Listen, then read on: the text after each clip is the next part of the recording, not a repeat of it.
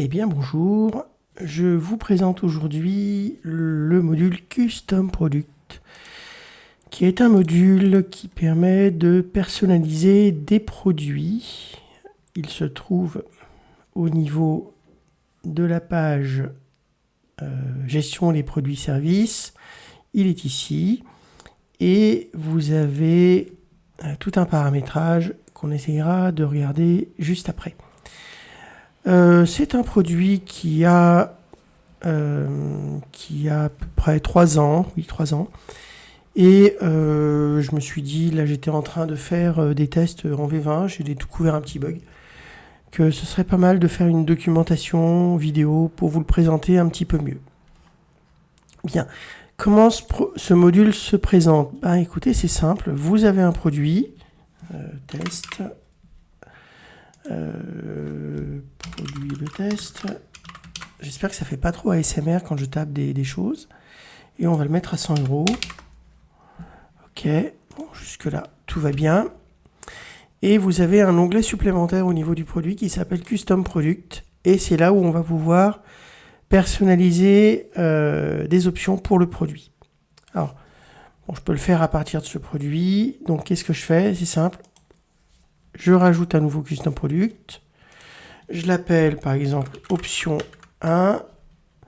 Là, je peux y mettre une clé de référence, mais c'est pas forcément très utile. Ça rajoute des choses au niveau de la référence du produit. On va peut-être pas aller très loin. Au niveau de la description, c'est une info tooltip qui sera présentée au niveau de l'option. Et enfin, on va voir tous les types d'options. Alors, on va les présenter un petit peu. Il y a une case à cocher. Il y a une liste de cases à cocher. Une liste de cases à cocher multiplicatrice. J'expliquerai juste après. Des radio-boutons. C'est un peu comme une case à cocher, mais on peut en choisir qu'un seul. Une liste déroulante. C'est comme les radio-boutons, mais on est avec une seule ligne. Un coefficient multiplicateur, ça peut être utile si on gère avec de la longueur, par exemple. Ça peut fonctionner, une longueur libre. Et enfin, une saisie libre. Alors ça peut être sympa si on veut rajouter un texte. Par exemple, on a un produit, on veut faire une gravure et on veut faire payer la gravure en option. Donc là, on va rester sur une case à cocher et on va dire que si on coche cette case, on rajoutera 5 €. Je fais ajouter. Voilà, j'ai mon option case à cocher. C'est assez simple à paramétrer et à comprendre. Je vais sur une proposition commerciale. Je vais en faire une nouvelle. Je prends un tiers. Pourquoi pas celui-là? Je crée mon brouillon et je vais sélectionner mon produit test. Et une fois que j'ai sélectionné, je vois que j'ai un onglet Custom Product. Alors c'est présent sur les propals, les commandes et les factures. Je vois donc un onglet Custom Product. Je vais dessus et là je vais voir donc les produits qui ont une option avec les listes optionnables. Donc si là je coche et que j'enregistre, je vois que mon prix hors taxe a été augmenté et je le vois aussi dans la proposition commerciale. Selon le paramètre que vous avez fait, ah oui, j'ai oublié de régénérer, sinon ça ne marche pas, vous allez avoir l'option qui s'affiche. Alors vous remarquerez, là j'ai une option qui est vide. C'est-à-dire je vois que l'option est activée, il y a 105. Il me dit option sélectionnée, mais j'ai pas de texte. Pourquoi? Parce que quand j'ai défini mon produit, je n'ai pas mis de texte de description. Donc je vais le modifier. Alors là je vais mettre sélection de l'option 1. J'enregistre. Je retourne sur ma commande, ma proposition commerciale, pardon. Je reviens dans Custom Product vu que j'ai modifié. J'enregistre à nouveau, je n'ai pas modifié la valeur. Et si je régénère à nouveau le document, là je vois le texte apparaître au niveau de l'option. Et je vois bien que le prix a été changé. Bon là c'est assez simple à comprendre. On va faire un autre type d'option, parce qu'on peut avoir plusieurs options pour le même produit. Donc je rajoute une option. Je vais l'appeler option 2. Là, je ne vais pas mettre de description, c'est pas la peine. Je vais mettre une liste de radio-boutons. Et c'est là que je vais donner des paramètres d'options supplémentaires pour ma liste. La première chose, ça va être de définir... Alors, ça sera une liste. J'ai mis un petit tooltip ici pour expliquer comment ça se note. Donc là, on va mettre valeur 1. Je vais mettre... il est où le dièse? Il est là. Je vais mettre 1 en plus. Et le séparateur, c'est le point virgule. Je mets valeur 2. Un dièse. 2. Alors, attention. Là, je vais faire une erreur. Si je rajoute un point virgule à la fin, et que je rajoute...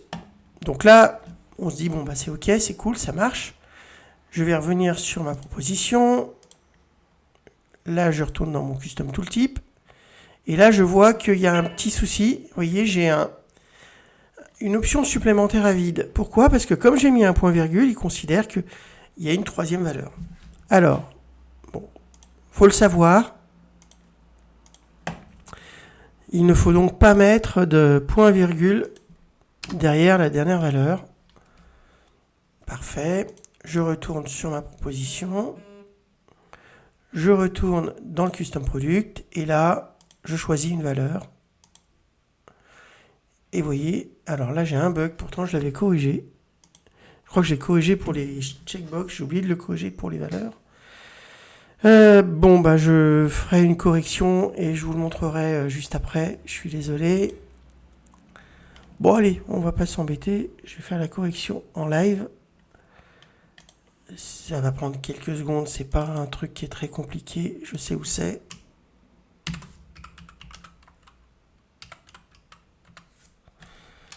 Alors, c'est ici. Voilà. Donc, ça sera corrigé dans la prochaine version. Ne vous inquiétez pas. Donc, je suis dans le Custom Tooltip. Et là, je vois que je peux changer mes valeurs. Et que je vois le prix évolue en fonction de ce que j'ai tapé.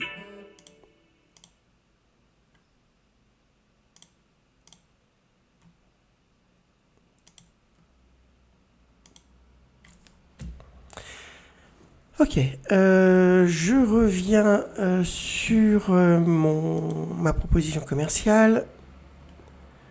Je génère à nouveau. Alors, là on voit que comme je n'ai sélectionné qu'une seule option, j'ai qu'une seule coche.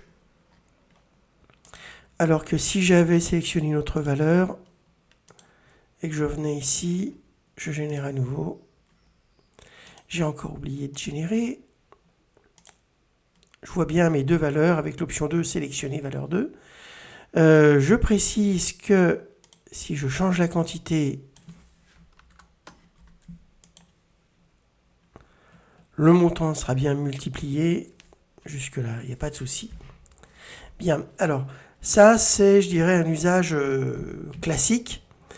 Mais vous avez aussi la possibilité d'avoir cette option dans le point de vente. Sur les produits, alors j'ai fait un produit personnalisé ici, sur les produits qui ont des custom products, vous avez un tooltip qui apparaît et qui vous permet, alors là je suis sur les cases à cocher, de modifier la valeur dynamiquement, directement depuis le point de vente. Alors ça peut être très utile si par exemple vous voulez, admettons vous avez du riz ou des choses comme ça, si vous êtes dans un restaurant, personnaliser les options. C'est parfait. Vous pouvez avoir du texte si vous voulez saisir des choses. Même si sur ce genre d'interface, on n'est pas sur de la saisie, mais on pourrait s'imaginer une saisie libre qui permet de définir des options. Et donc, il vous suffit de cliquer sur ce truc-là pour faire apparaître une case à cocher et modifier directement le prix de vente du produit. Bien, je crois que j'ai fait le tour. Je vous remercie pour votre attention. Le module est disponible sur le Dolly Store. Je vais juste vous le montrer. Custom Product. Voilà. Il est proposé, alors c'est 48 € si vous êtes adhérent à l'association d'Olibar. Vous avez naturellement une documentation de disponible. Il faut juste que je clique ici. Elle est pas devant mes yeux. Elle est ici. Voilà, donc vous avez une documentation qui présente les différentes possibilités et options du module. Voilà, je vous remercie pour votre attention. Je vous souhaite une bonne fin de journée et à bientôt.